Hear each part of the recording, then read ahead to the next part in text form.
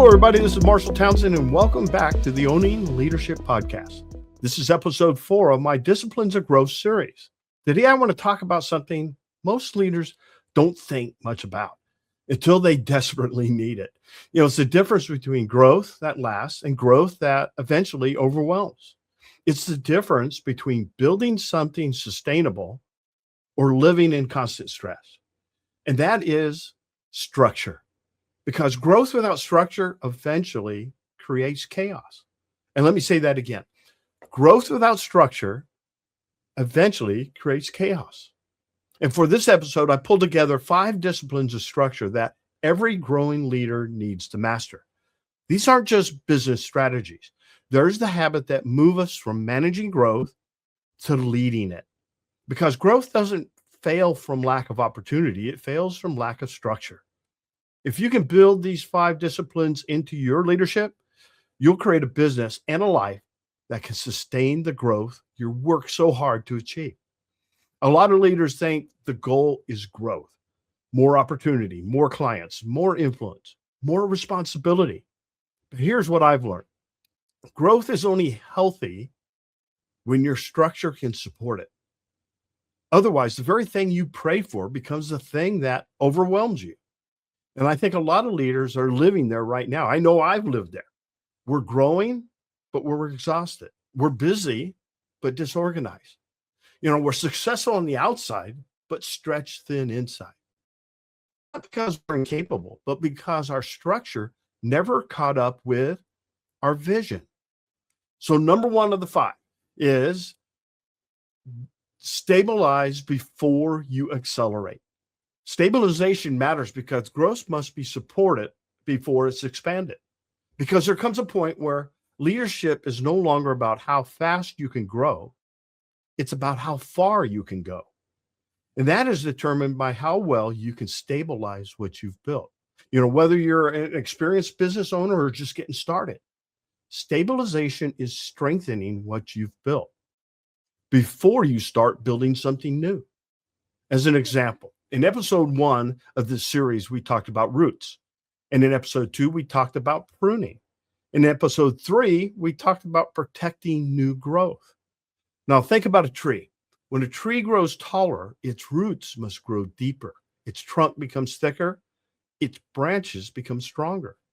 Nature never allows growth without strengthening the structure that supports it. And all this structure stabilizes the tree, allowing greater growth. This is where businesses, teams, and even people begin to separate. Some stabilize their growth and keep moving forward. Others begin living in constant reaction. Communications break down, energy gets drained.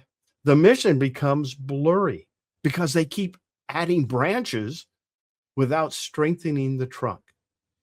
Acceleration is exciting, but stabilization is strategic. Anyone can accelerate for a season.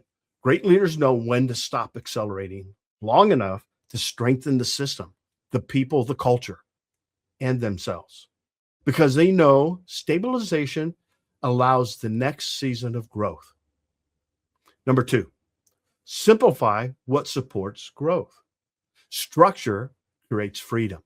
Now, when people hear the word structure, they sometimes think limitations, rules, restrictions. They think they have to get rigid. But healthy structure doesn't limit freedom. It creates it. One of the disciplines of strong leadership is regularly stopping long enough to evaluate. Without emotion, without judgment, we're taking honest assessment. What's working, what's not working? What's draining unnecessary energy? What systems are helping you grow? And what systems are creating friction? Because sometimes the next level isn't found in adding more. It's found in simplifying what already exists. I've seen leaders overcomplicate things trying to look successful. More meetings, more tools, more commitments, more moving parts. And complexity looks like structure, but it's not. True structure is surprisingly simple. Clear communications, clear priorities, clear expectations. Let me give you a personal example. The idea of structure takes me all the way back to when I entered the Army in 1979. I was a brand new second lieutenant assigned to a tank platoon in Germany. I quickly realized something surprising. We had manuals that taught every soldier their individual tasks, but nobody had really organized how a tank platoon should train and learn together. There were these huge RTEP manuals, RTEP, Army Training and Evaluation Publications. There were volumes and volumes of regulations, but trying to find one practical lesson inside them was like walking into the Library of Congress looking for a single paragraph. So instead of waiting for someone else to solve the problem, I built a simple system. I identified the individual tasks and the collective platoon tasks, then broke them down to what I called hip pocket classes. Each lesson fit on a simple 3x5 card. And if you've ever served in the military, you know there's an old saying, hurry up and wait. Every time we found ourselves waiting, I already had a lesson ready to teach. I even printed it, the list out on a paper using one of those old hand crank mimeograph machines. This is the 1980s, long before copy machine became common. And I handed the list to everybody in my platoon. Then I challenged every soldier to choose one class and become the instructor for that subject. And what I didn't realize at the time is that I was not just organizing the training, I was creating structure. Before that, downtime was simply wasted time. Now, every waiting period became a learning opportunity. Every soldier had ownership. Every soldier had a purpose. And every soldier had an opportunity to lead. And what surprised me most was that nobody resisted it. In fact, whenever I asked who was ready to teach, I usually got a bunch of hands that went up. They all wanted to teach. It created an enthusiasm. It built confidence. It strengthened the team. And it multiplied leadership throughout the platoon. But not everybody saw it the same way. My battalion commander called me in his office one day and says, and he looked at me and said, it's your job to teach. If you don't know how to do something, having your soldiers do it for you is poor leadership.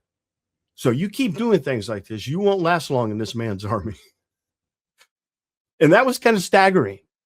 But standing beside him was the command sergeant major, a Vietnam veteran. And after the meeting where we got outside the room, he took me aside and told me something I'll never forget. He said, "We needed more leaders like you in Vietnam.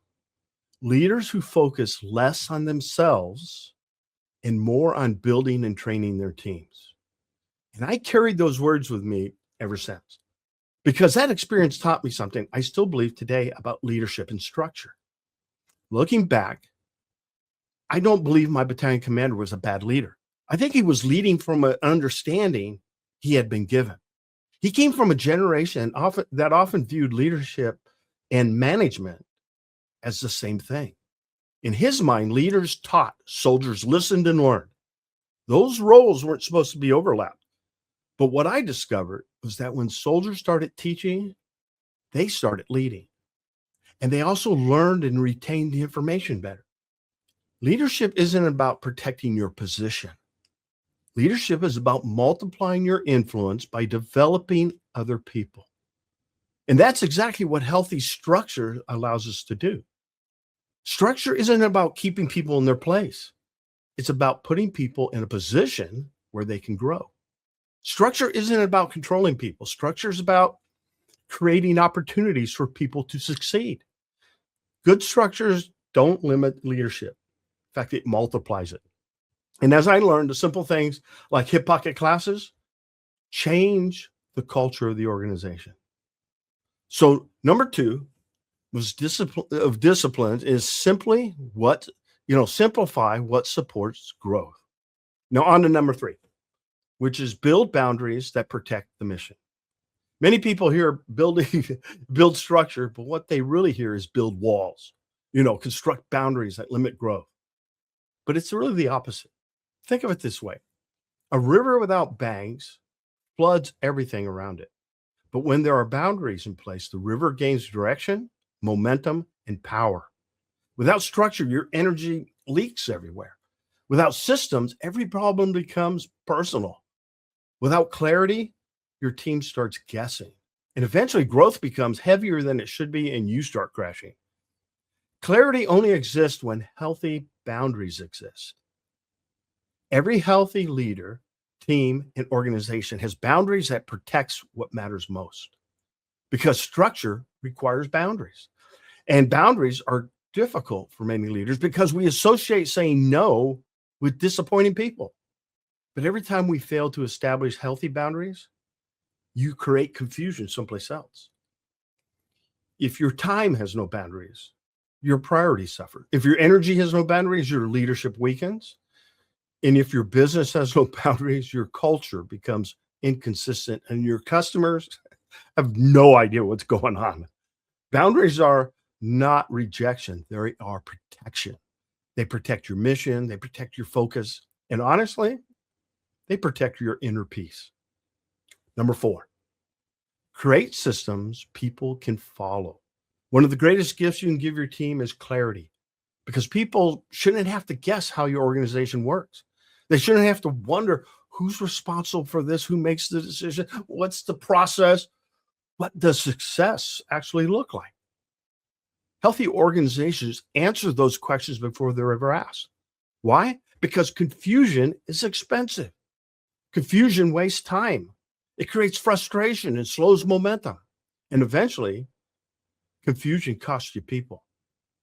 As leaders, we often think the answer is to work harder, but many times the answer is simply to create a better system. Every reported problem is usually a missing system. If you're answering the same question over and over, you're missing a process. Build that process. If every customer has a different experience, build standards. If every decision comes back to you, build ownership. The goal isn't to make people depend on you. The goal is to build a team that can function with confidence because everyone understands how the organization works. That's why clearly defined roles matter. Everyone should know what they're responsible for. Everyone should know where they add value. And everyone should know how their work contributes to the mission. Delegation becomes much easier when expectations are clear. Accountability becomes much healthier when responsibilities are clearly defined. And leadership becomes much more enjoyable when people aren't guessing what success looks like. So here's something I've learned. If everything depends on the leader, you've built dependence, not leadership. The healthy organization doesn't rely on one person's memory. They rely on systems that everyone understands because systems create consistency. Consistency builds trust, and trust creates the capacity to grow. That's when your business becomes scalable because scalable isn't about doing more. It's about building something that produces the same excellent results, whether you're personally involved or not. And that's one of the greatest transitions a leader will ever make, moving from being the person who does the work to become the leader who builds a system that helps everyone do the work well. You don't scale people first, you scale processes. Then people can step into a system that's already designed to succeed. That brings us to number 5 of the disciplines of structure, which is protect the leader. One of the greatest responsibilities you have as a leader is protecting your energy. Not because leadership is about you, but because everything you lead is affected by the conditions you lead from. If you're consistently depleted, distracted, reactive, and overwhelmed, eventually that spills into your team, your business, and your relationships. You cannot lead healthy things from an unhealthy place. I'll say that again. You cannot lead healthy things from an unhealthy place. Time management isn't really your greatest leadership challenge. Energy management is. Every leader has the same 24 hours. The difference isn't time, it's where we invest our energy. One leader protects it, the other spends it on everything. That's why structure matters. Every system you build protects tomorrow's capacity. Here's my closing challenge for you this week. Where in your life or leadership do you need more structure? Not more effort, not more hustle, more structure. Maybe it's your calendar, your boundaries, your systems. Maybe it's finally defining roles inside your team. But whatever it is, don't ignore it because what you fail to structure today will eventually create chaos tomorrow. And what you intentionally structure today creates capacity for tomorrow. That's the discipline of structure. This is Marshall Townsend II.